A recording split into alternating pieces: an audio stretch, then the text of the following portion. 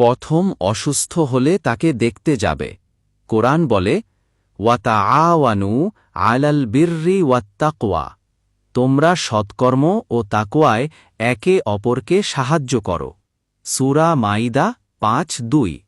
রাসূল সাল্লাল্লাহু আলাইহি ওয়াসাল্লাম বলেন, যে সকালে অসুস্থকে দেখতে যায় তার জন্য ৭০,০০০ ফেরেশতা দোয়া করে। তিরমিজি। ইতিহাসের ঘটনা, নবীজির ভালোবাসা। একবার এক তরুণ সাহাবী গুরুতর অসুস্থ হয়ে শয্যাশায়ী হলেন। কেউ তাকে দেখতে যাচ্ছিল না।